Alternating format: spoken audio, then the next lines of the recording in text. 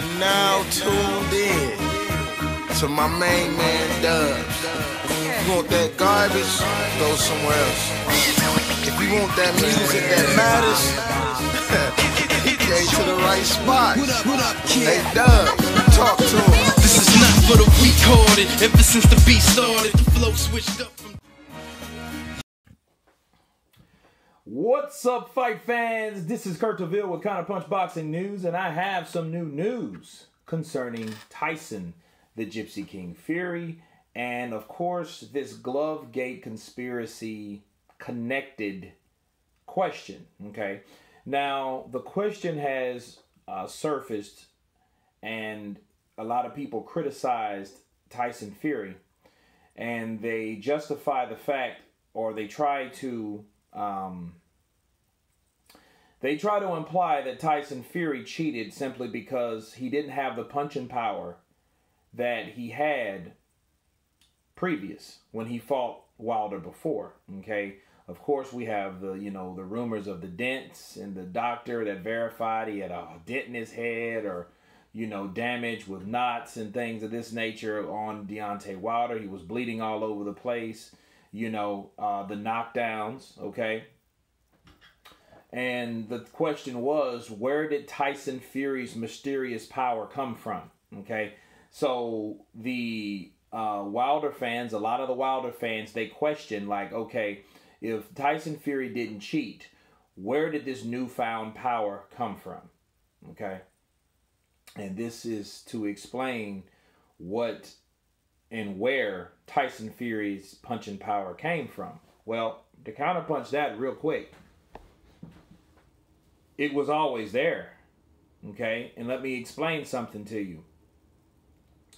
People pretend that Wilder was this, this indestructible fighter, this tall, made out of titanium, fighter that was never dropped, that was never hurt, that was never this or never that, which all those are just myths, okay? It's a myth, all of them.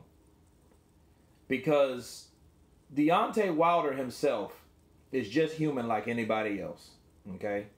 And to answer your question with Tyson Fury was able to wobble him in their fight. He was able to hurt him in the first fight. So if you look at just that first fight, now I'm going to give you many examples, okay, because I'm not done. But if you look at just that first fight, Fury was able to hurt Wilder, okay?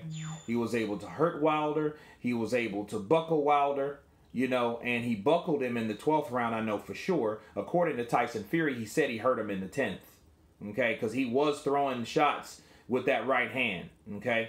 Now, he just really didn't work the hook like he did in the second fight.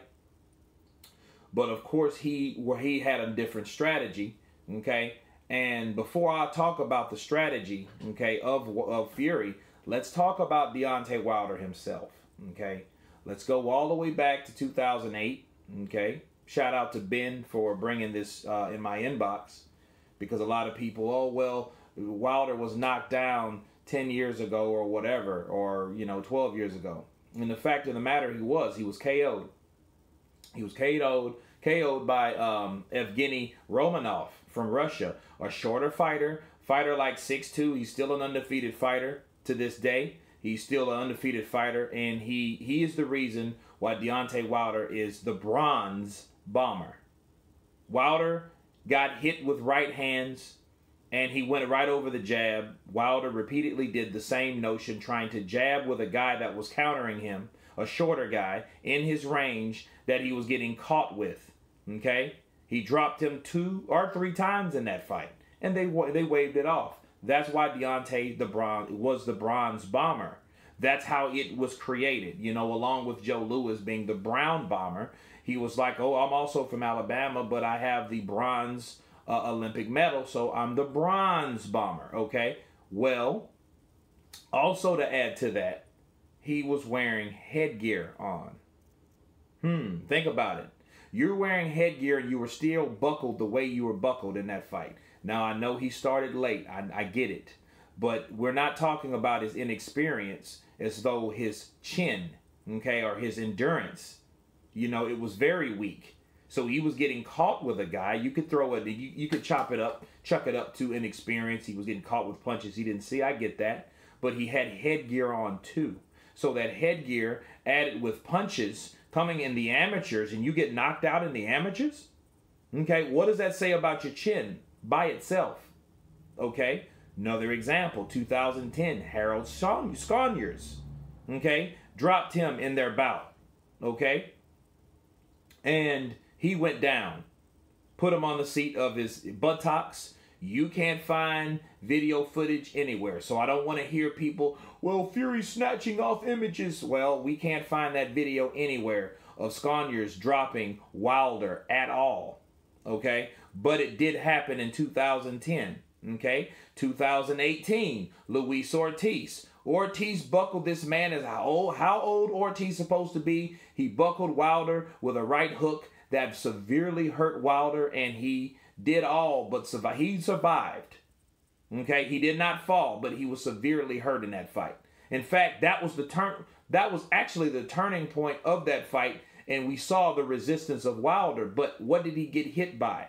What did it show us? Again, he could be hurt.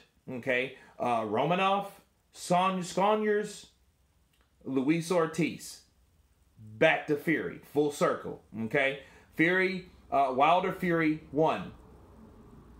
Fury was able to fight in the inside of the wild swings of Deontay Wilder, catching Wilder, hurting Wilder. If you've seen, you can go to my Instagram. I will leave the link below to let you guys show that Deontay Wilder was buckled in the first fight. Okay, so before we talk about the devastating punching power of Tyson Fury, let's talk about the combination of how the chin could be compromised of Wilder. Am I calling Wilder chinny? No, but he's not what people think he is. Okay, he's a person, he's a human being. He can get caught with punches, he can get hurt with punches, he can be dropped, okay, and he can be stopped. Okay, so you know, according to his team, you know, has he been stopped? Like well, he had a TKO. Okay, he landed on his feet, but still he can be hurt and he can be dropped. Okay, so if Sconyers can do it, and Sconyers wouldn't regard it as a big puncher. Luis Ortiz has power, we all know, but is he just a terrible big puncher after Wilder already said he couldn't punch after that fight was over, but he buckled you? So the mysterious punching power of Tyson Fury.